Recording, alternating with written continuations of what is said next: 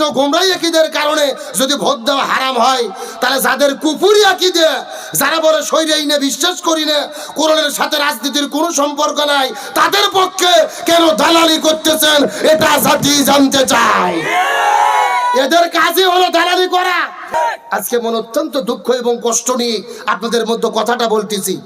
আমিরে হেফাজত আল্লামা বাবু নগরী হাফিজাহুল্লাহ তিনি আবার আজকে ফতোয়া দিচ্ছে যে খবরদার, জামাত ইসলামকে ভোট দেওয়া কিন্তু হারাম, মুসলমানের জন্য জামাতকে ভোট দেওয়া হারাম, খবরদার জামাতকে ভোট দেওয়া যাবে না। আমি জামাতের বিরুদ্ধে যুদ্ধ ঘোষণা করলাম, জিহাদ ঘোষণা করলাম, বিএনপির পক্ষে জামাতের বিপক্ষে দাঁড়িয়ে জিহাদ ঘোষণা করলাম। ভালো করে বোঝেন, হেফাজত বলে যে আমরা অরাজনৈতিক সংগঠন, আমরা কোনো রাজনীতি করি না। তো আমরা আমিরকে বলতেছে আপনারা রাজনীতি করেন না, তো সারাদিন মাইক পাইলে এত ভোটের কথা বলেন কেন? কথা কনকা এই দলক ভোট দেওয়া যাবে, ওই দলক ভোট দেওয়া যাবে না, এটা কি রাজনৈতিক বক্তব্য না? সারা জীবন ফতোয়া দিচ্ছেন রাজনীতি করি না, আবার ভোটের আগে পাগলের মতো ফতোয়া দিচ্ছেন এই দলক ভোট দাও, ওই দলক দিও না, ওই দলক হারাম। কারণ কি? বলতেছে এদের আকীদা গোমরা।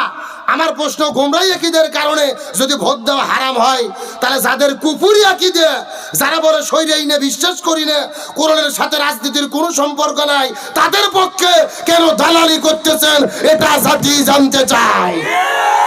এদের কাজই হলো দালালি করা। গত 16 বছর আওয়ামী লীগের দালালি করেছে। এই বাবু নগরী বলেছিল 200 বছর আওয়ামী লীগ ক্ষমতা থাকলে কোনো আপত্তি নাই, জোরে কোন সুবহানাল্লাহ। এখন ওরা পালিয়ে চলে গেছে, আবার তলে তলে আর এক দলের তেল মারা শুরু করেছে। দু পায়ে হাত দিয়ে অনুরোধ করে বলি, আপনি মুরব্বী, বাংলাদেশের প্রবীণ আলেম, আপনাকে আমরা শ্রদ্ধা করি, ভালোবাসি। এই দেশের জনগণ কাকে ভোট দেবে না দেবে তারা চিন্তা ভাবনা করবে। আপনি একটা আলেম হয়ে কেমনে ফতোয়াবাজি করে ভোট দেওয়া হারাম বলতেছেন? হারাম কোন ভিত্তিতে বললেন? কোরআন হাদিসের দলিল কি? এটাকে জাতির কাছে আপনার প্রকাশ করা দরকার। কারণ ভালো করে বোঝেন, হেফাজত হচ্ছেন কওমি ভিত্তিক দল। এই কওমি অঙ্গনের যত বড় বড় রাজনৈতিক দল আছে, জমিয়ত দল গেছে বিএনপির সাথে, আবার আল্লামা মামুনুল হকের খেলাফত গেছে জামাতের সাথে। তো দুই গ্রুপের মধ্যে কওমিরা নাই? আপনি কেন, লোক তো সব গ্রুপের ভেতরে আছে, আপনি কেন এক দলের পক্ষে দালালি করে আর এক দলের বিরুদ্ধে ফতোয়াবাজি করবেন? অনুরোধ করে বলি, শেষ বয়সে দয়া করে নিজের সম্মানকে নিজে নষ্ট করবেন না। আপনার নীরব থাকেন, এই জাতি যাদের ভালো মনে করবে, সাপোর্ট করবে, তারা দেশ চালাবে, আমাদের কোনো আপত্তি নাই। দয়া করে জাতির ভেতরে বিভ্রান্ত করার চেষ্টা করবেন না। বাংলাদেশের 90% মুসলমান, অধিকাংশ মানুষের ধারণা রসুলের জীবন আদর্শ মানা হলো সুন্নাত, অথচ রসুলের জীবন আদর্শ মানাকে ফরজ করেছে কে? আরো জোরে বলেন। তাহলে একজনও জবান বন্ধ রাখবেন না, সবাই মিলে চিৎকার করে বলেন, রসুলের জীবন আদর্শ মানা কি? আরো জোরে। এখন ফরজ কি আব্দুল সালাম যুক্তিবাদীর কথাই হবে? সভাপতির কথাই হবে? ফরজ হতে গেলে হুকুম লাগবে কার? আরো জোরে বলেন। আমার প্রিয় বন্ধুগণ, মুসলমান ভাইরা গভীর মনোযোগ লক্ষ্য করুন। কোনো দিকে নজর নাই, কোনো দিকে তাকাতাকি নেই। কোরআন হাদিসের আলোকে চুম্বক কিছু কথা বলার পরে বিদায় নিয়ে চলে যাওয়ার চেষ্টা করব। আল্লাহ নবীজির জীবন আদর্শ মানাকে ফরজ করে দিলেন 1450 বছর আগে। কোরআনুল কারীমের ভেতরে এই সম্পর্কে আল্লাহ রাব্বুল আলামিন কত চমৎকার করে বলেন। আল্লাহ রাব্বুল আলামিনের ঘোষণা, ওয়ামা আতাকুমুর রাসূলু ফাকুযুহু ওয়ামা নাহাকুম আনহু ফান্তাহু।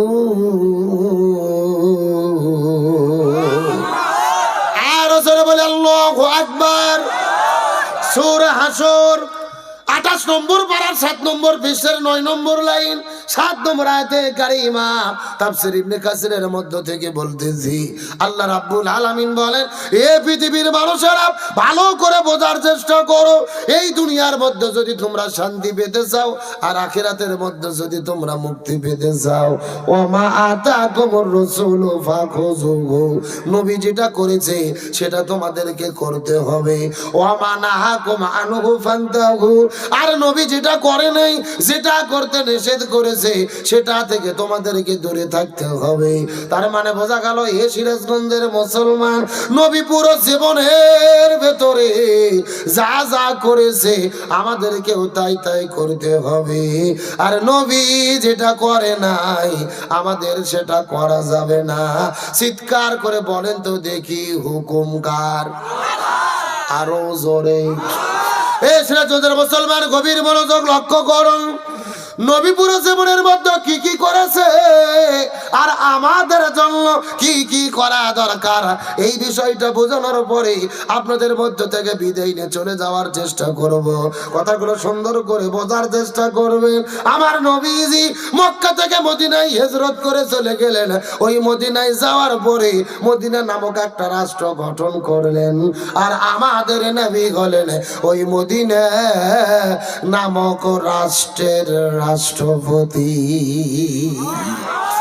আমার নবী ছিল রাষ্ট্রপতি। জোরে বলেন আমার নবী কি ছিল? কে রে নবী রাষ্ট্রপতি ছিল বলতে ভয় লাগে, লজ্জা লাগে? যারা চাপা খুলবে না মনে করবেন এদের মধ্যে ভেজাল আছে। আমার নবী ছিল রাষ্ট্রপতি। জোরে বলেন আমার নবী কি ছিল? আরো জোরে। জোরে হলো না? তাহলে এখন আমি আপনাদেরকে জিজ্ঞাসা করি, বলেন তো দেখি এ সিরাজগঞ্জের মুসলমান চিৎকার করে বলেন তো দেখি, আমার নবী যদি রাষ্ট্রপতি থেকে থাকে তাহলে আমাদেরকে এই বাংলাদেশের হুজুরদেরকে এই বাংলাদেশের ভেতরে রাষ্ট্রপতি হওয়ার দরকার আছে না নাই? এই ওয়াজ করলেই বিপদ। আমরা যদি বলি খাওয়ার পরে মিষ্টি খাওয়া সুন্নাত, সবাই বলে সুবহানাল্লাহ সুবহানাল্লাহ, তার মানে আরো খাবার চাই। কথা বলেন। কিন্তু যখনই আমরা বলি জেলের মধ্যে যাওয়া সুন্নাত, আমাদের নবীজি 3.5 বছর পর্যন্ত সেই আবু তালিব নামক জেলের মধ্যে বন্দী ছিল। ওই নবীর তরিকায় জেলের মধ্যে যাওয়া সুন্নাত। আমাদের নবী তাফের ময়দানে শরীর থেকে রক্ত ঝরাইছে, ওই নবীর তরিকায় প্রয়োজনে শরীর থেকে রক্ত ঝরানো সুন্নাত। আমাদের নবীজি উহুদের প্রান্তরে দান্দান মোবারকটা শহীদ করে ফেলেছে, নবীর তরিকায় প্রয়োজনে দাঁত ভাঙা সুন্নাত। আমাদের নবীজি ওই মদিনার ভেতরে 10 বছর কোরআনদের রাষ্ট্র পরিচালনা করেছে, ওই নবীর তরিকায় কোরআনদের রাষ্ট্র পরিচালনা করা সুন্নাত। তখন কিছু লোক লাভ দিয়ে উঠে বলে আব্দুল সালাম যুক্তিবাদী হুজুর মনে হয় রাজনীতি করে। কথা কন। এদের কাছে নামাজ রোজা হজ যাকাত রাজনীতি মনে হয় না, জিকির তাসবিহ রাজনীতি মনে হয় না।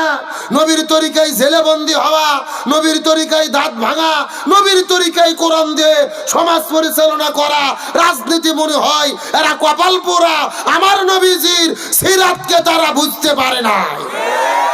অত সোজা নয়। আমার নবী ছিলেন মসজিদুন নববীর ইমাম, আবার মদিনা নামক রাষ্ট্রের। এখানে কথা বলে কে না? ও যদি ওয়াজ শুনতে চাই চুপচাপ ওয়াজ শোনা লাগবে। এখন আমার ওয়াজ যদি ওই করে তাহলে তো বিপদ। আমার নবী ছিলেন মসজিদুন নববীর ইমাম, আমার মদিনা নামক রাষ্ট্রের রাষ্ট্রপতি। তার মানে বোঝা গেল রাসূলের সিরাতের শিক্ষা হলো যিনি মসজিদের ইমাম হবে তাদেরকে এই সমাজের ইমাম হতে হবে। কথা ক্লিয়ার না ভেজাল আছে? আচ্ছা, আপনাদের ইউনিয়ন পরিষদের নাম কি? বাগবাটি।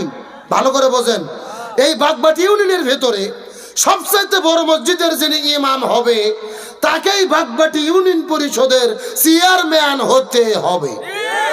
আপনাদের সিরাজগঞ্জের ভেতরে সবচাইতে বড় মসজিদে জুমার দিনে নামাজ পড়ানোর যিনি যোগ্যতা রাখে তাকেই এলাকা থেকে এমপি হতে হবে। বাংলাদেশের কেন্দ্র মসজিদ বাইতুল মুকাররমের ভেতরে জুমার দিনে খুতবা দেওয়ার যিনি যোগ্যতা রাখে তাকেই বাংলাদেশের রাষ্ট্রপতি প্রধানমন্ত্রী হতে হবে। কথা কি ক্লিয়ার না ভেজাল আছে?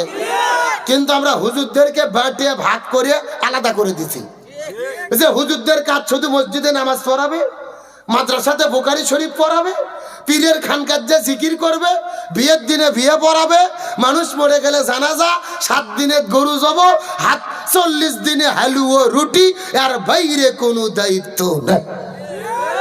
কথা কোন? আমরা হুজুররা মসজিদ মাদ্রাসা পীরের খানকা ভাগ করে বেটেনে বসে আছি, এই সুযোগে জালেমেরা পুরো জমিন দখল করেছে। গভীর মনোযোগ ভালো করে বোঝার চেষ্টা করেন। আল্লাহ তাআলা মানুষ সৃষ্টি করার আগে সর্বপ্রথম বলেছিলেন, ওয়াইজ ক্বালা রাব্বুকা লিল মালাইকাতি ইন্নী জাইলুম ফিল আরদি খলিফা। আল্লাহ কিন্তু বলেনি ফিল মসজিদে খলিফা, আমি মসজিদে খলিফা পাঠাবো, ফিল মাদ্রাসাতে খলিফা, আমি মাদ্রাসাতে খলিফা পাঠাবো, ফি খানকায়ে খলিফা, আমি খানকাতে খলিফা পাঠাবো। আল্লাহ বলছে না ফিল আরদি খলিফা, আমি জমিনে খলিফা পাঠাতে চাই। তার মানে বোঝা গেল আলেমদের দায়িত্ব শুধু মসজিদ মাদ্রাসা আর পীরের খানকা নয়, আলেমদের দায়িত্ব কোরআন দিয়ে পুরো জমিনের নেতৃত্ব দেওয়া। কিন্তু আলেমদের নেতৃত্ব বর্তমানে কি আমাদের দেশে চলে? পৃথিবীতে চলে? এই জন্য কাদের দোষ দেবেন? সাধারণ মানুষের অত দোষ নাই। আমরা হুজুরে হুজুরে গুতগুতি করে ফতুয়াবাজি করে ইসলামের 12টা বাজাইছি। আমরা আলেমেরা যদি এক থাকতাম, হুজুরেরা যদি এক থাকতাম, অনেক আগেই বাংলাদেশে কোরআন কায়েম হয়ে যেত।